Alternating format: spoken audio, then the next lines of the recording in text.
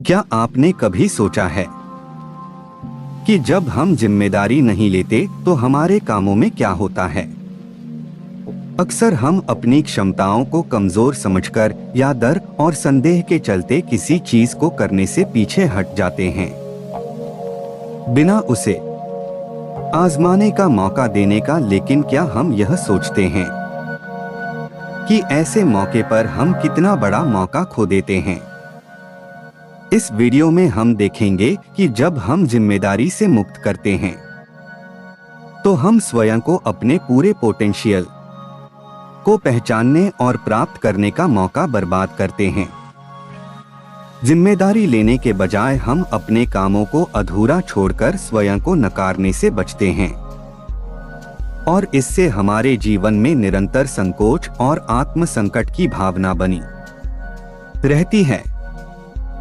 यह वीडियो आपको यह सिखाएगा कि जब हम खुद पर और अपनी क्षमताओं पर विश्वास करते हैं तो हम किसी भी चुनौती का सामना कर सकते हैं और कैसे हमारे कामों में चमत्कार हो सकता है। तो चलिए बिना किसी देरी के कहानी शुरू करते हैं।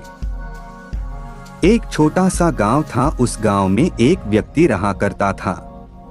उस व्यक्ति को भी यही तकलीफ थी। वह हमेशा खुद की क्षमताओं पर शक किया करता था। वह हमेशा दुविधा में रहता था। जो काम करता था वह काम उसे बिल्कुल भी पसंद नहीं था। वह तो उस काम को केवल मजबूरी में किया करता था ताकि उसका घर परिवार आसानी से चल सके, उन्हें 2 वक्त की रोटी मिल सके, उनका पेट भर सके। और वह हमेशा सपनों में ही खोया रहता है कि किसी न किसी दिन उसे बहुत सारा धन मिल जाएगा और वह उस नगर का सबसे अमीर आदमी बन जाएगा। उसके पास वह सब कुछ होगा जो एक धनी व्यक्ति के पास होता है।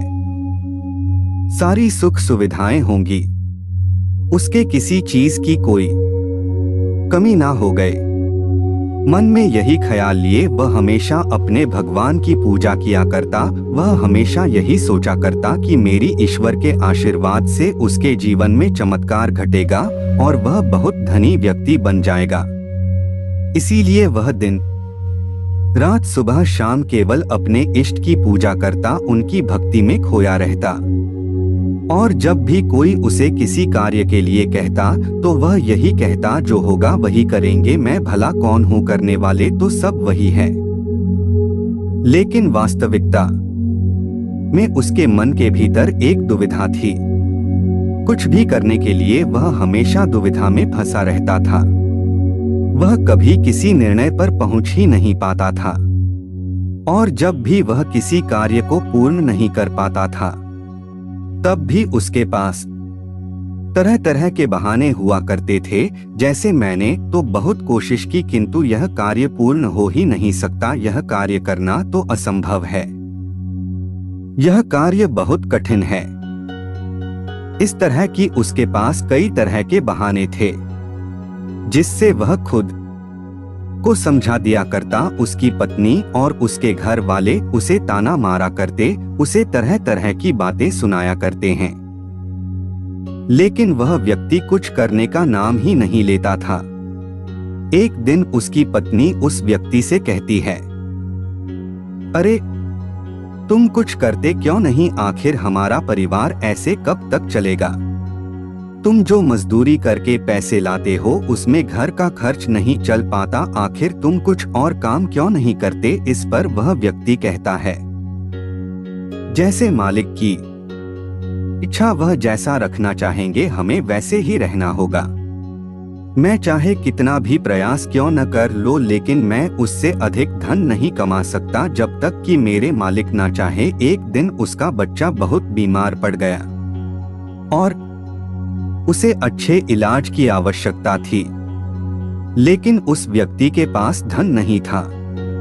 तभी उसकी पत्नी रोते हुए उस व्यक्ति के पास आई और कहने लगे, अरे जाइए ना, कुछ पैसों का बंदोबस्त कीजिए ना, हमारा बच्चा यूं ही मर जाएगा।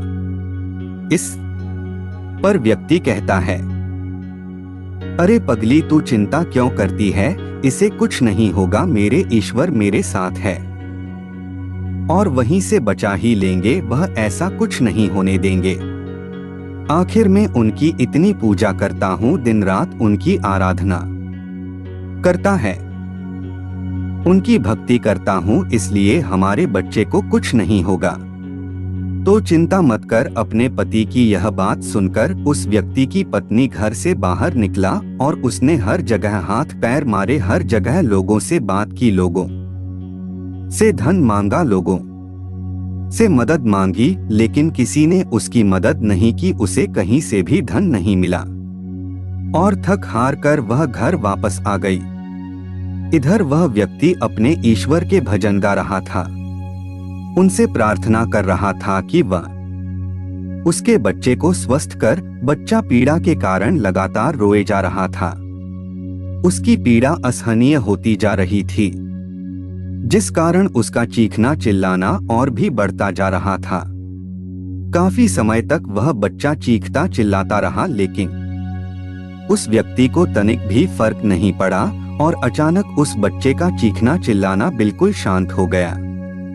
जैसे ही उस बच्चे की आवाज बंद हुई, यह देखकर वह व्यक्ति सोचने लगा कि लगता है मेरे प्रभु ने मेरे बच्चे को डोट ठीक कर दिया। उसने प्रभु का धन्यवाद किया और कहा, मैं जानता था आप मेरे बच्चे को जरूर स्वस्थ कर हैं। आखिर मैं आपकी इतनी पूजा करता हूँ, आपकी इतनी आराधना करता हूँ, मैं जानता था आप मेरा साथ कभी नहीं छोड़ेंगे। अपने बच्चे की आवाज न आती हुई देख उसकी पत्नी उस बच्चे के पास पहुंची और जोर से चिल्लाकर उस बच्चे को उसने अपने गले से लगा लिया और जोर जोर से रोने लगी। तब जब उसने यह सब देखा तो उस व्यक्ति को डोट यह एहसास हो चुका था कि उसके भगवान ने उस बच्चे को नहीं बचाया था, बल्कि अब उसका बच्चा इस दुनिया में नहीं रहा। और जब उसे एहसास हुआ तब उसे बहुत गहरा धक्का लगा। उसे यह समझ नहीं आ रहा था कि आखिर यह कैसे हो सकता है। वह तो अपने प्रभु की इतनी भक्ति कर आता है, इतनी आराधना करता है, फिर आखिर यह सब कैसे हो गया। उसके मन में ऐसे कई प्रकार के प्रश्न उत्पन्न हो रहे थे और उन प्रश्नों को लेकर वह यहाँ वहाँ भटकता रहा। और ऐसे ही कई दिन बीत गए, दिल के बाद हफ्ते और हफ्तों के बाद महीने बीत गए, लेकिन अब तक उसे उसके प्रश्नों का कोई उत्तर नहीं मिला था। जब भी किसी से इसके बारे में बात करता तो हर कोई उसे केवल एक ही जवाब देता कि लगता है तुम्हारी भक्ति में कोई कमी रह गई थी। शायद इसी कारण ईश्वर ने तुम्हारी नहीं सुनी। लेकिन उसे किसी की बात पर कोई यकीन नहीं था। उसे उस जवाब से कोई संतुष्टि नहीं मिल रही थी। वह अपने बच्चे को खोने के कारण बहुत तकलीफ में था। मन ही मन वह पूरी तरह से टूट चुका था। एक दिन वह किसी मार्ग से होता हुआ कहीं जा रहा था, लेकिन तेज धूप के कारण वह एक पेड़ की छांव में बैठ गया और वहां पर बैठकर अपने बच्चे को याद करके जोर जोर से रोने लगा। उसी मार्ग से एक साधु होकर गुजर रहे थे। उन्होंने जब उस व्यक्ति के रोने की आवाज सुनी तो वह उसके पास पहुंचे और उस व्यक्ति से कहते हैं, क्या बात हो गए, आखिर तुम इतने जोर जोर से इस तरह रो रहे हो? क्या कोई संकट आन पड़ा है? आखिर क्या बात है, मुझे बता रहा है। इस पर उस व्यक्ति ने अपनी सारी बातें उन साधु को बता दी और साधु से कहता है, हे गुरुवर, आखिर इसमें मेरी क्या गलती है? आखिर मैंने क्या किया? मेरी पत्नी मुझे मेरे बच्चे की मौत का जिम्मेदार ठहराती है। आप ही बताइए भला, मैं अपने बच्चे को क्यों माना चाहूंगा? मैं तो बस ईश्वर से उसकी सलामती के लिए दुआ मांग रहा था। तो क्या मैंने गलत किया है? तभी उन गुरुवर ने उस व्यक्ति से कहा, यदि तुम्हारे बच्चे को इलाज मिल जाता तो क्या वह ठीक हो जाता है?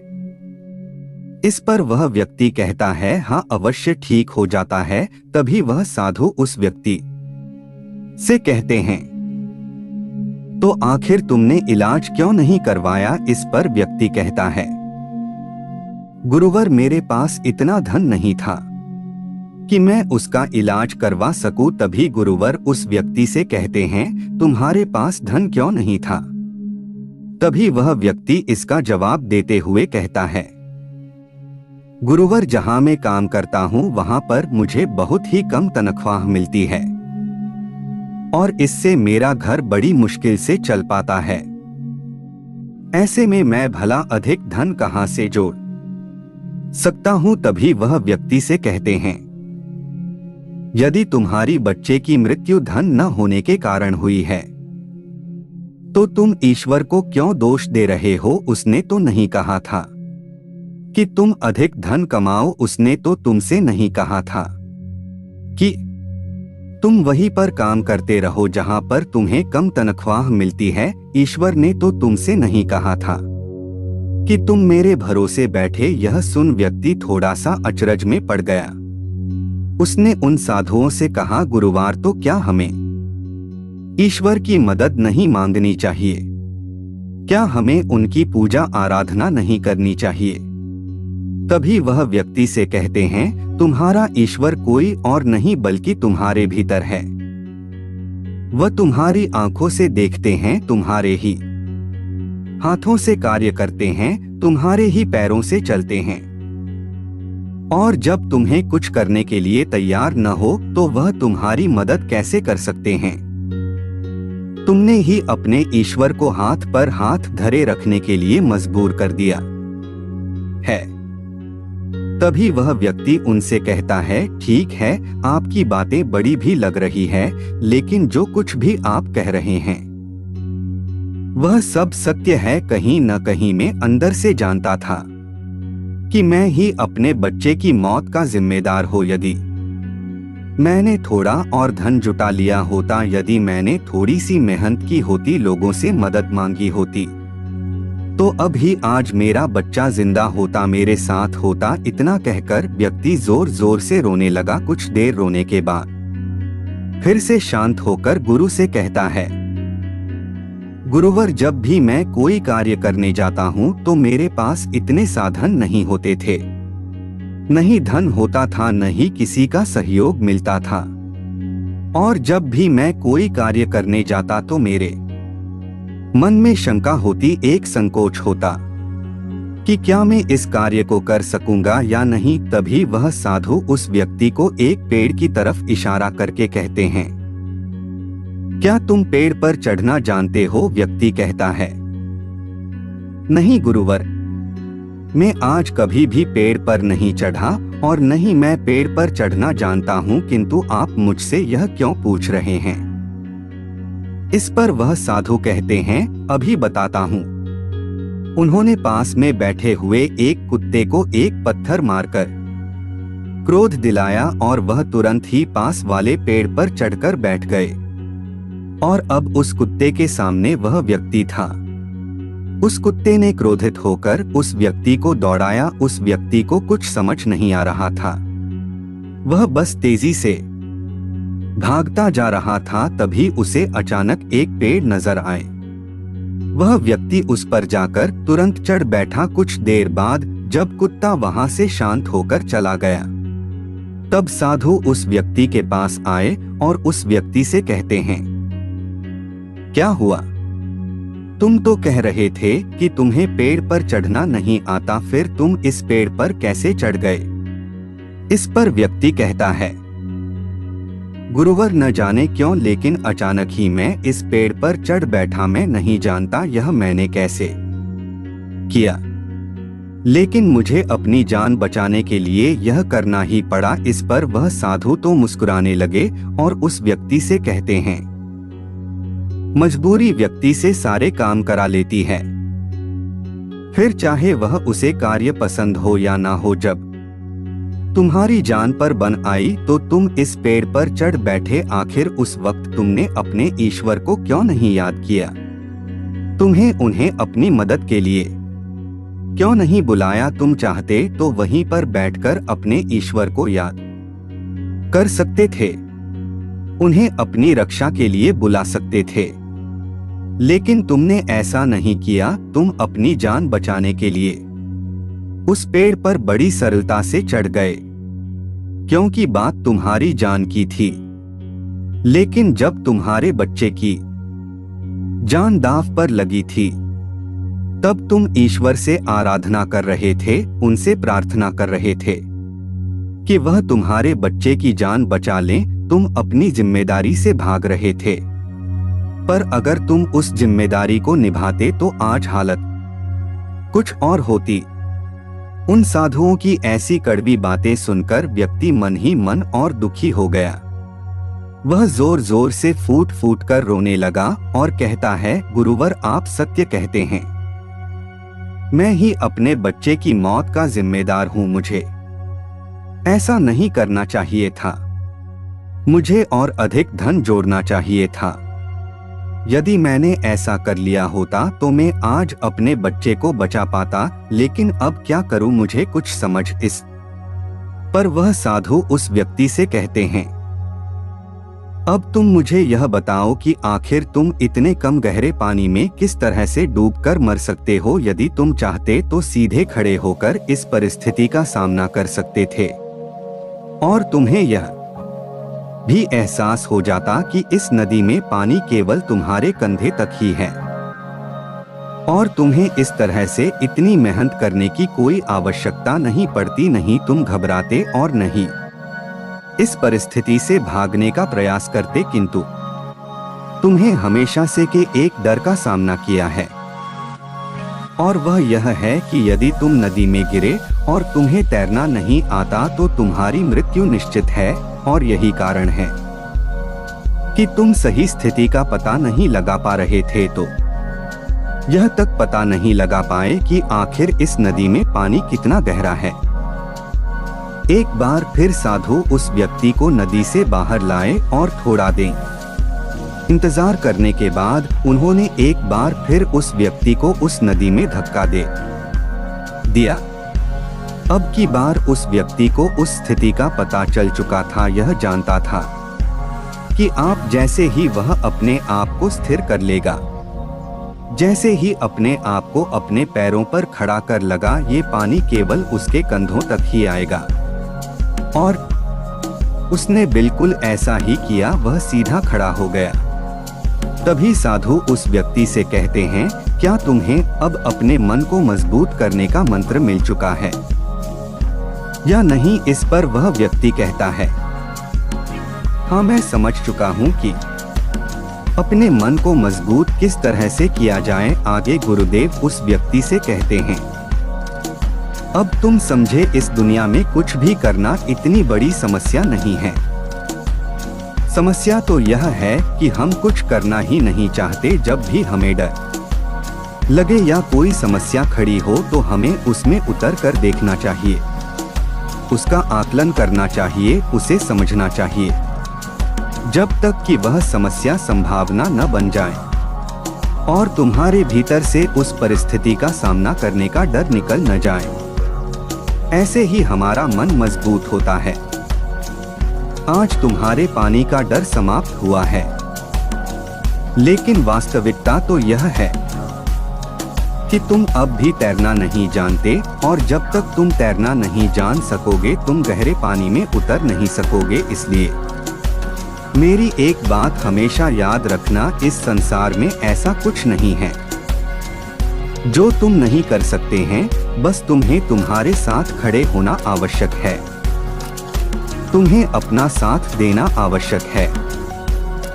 इसलिए अपने आप को धोखा देना बंद करो, अपने आपको दुविधा से बाहर निकालो, अपने आप पर संकोच करना बंद करो, अपनी शक्ति को पहचानो, तुम्हार कार्य कर सकते हो जो तुम करना चाहते हो। यह सुन उस व्यक्ति को अपनी गलती का एहसास हो गया और उसने गुरु को प्रणाम किया और वापस अपने घर की ओर लौट गया। अब से हर रोज अपनी गलतियों को सुधारने में लग चुका था, अपने मन को मजबूत करने में लग चुका था। जब भी उसके सामने कोई परिस्थितियां थीं, इसका सामना करने में उसका मन घबराता है, उसका मन डरता, तो वह उस परिस्थिति के सामने खड़ा हो जाता और उनका दर्द के सामने करता, अपनी जिम्मेदारियां में था क्योंकि यही करते हैं जिम्मेदार लोग डटकर खड़े होते हैं। उसने अपने मन के संकोच को अपनी दुविधाओं का त्याग कर दिया था और उसने अपना हाथ थाम लिया था। जिस भी कार्य में उसे डर लगता वह उस कार्य को जरूर करता है, जिससे उसका मन और भी अधिक मजबूत हो जाता है। अब नहीं उसके मन में कोई संकोच होता था, न ही वह किसी से किसी प्रकार की डर की बातें करता है। हर परिस्थिति का सामना करने के लिए पूरी तरह से तैयार रहता और इसी प्रकार उसके मन का सारा डर खत्म हो चुका था और वह अपने जीवन में आगे बढ़ने के लिए पूरी तरह से तैयार था। अब वह जो कुछ भी चाहता था वह उसे हासिल करने में पूरी तरह से सक्षम था। दोस्तों, उम्मीद है कि आपने आज के इस वीडियो से जरूर कुछ न कुछ सीखा होगा।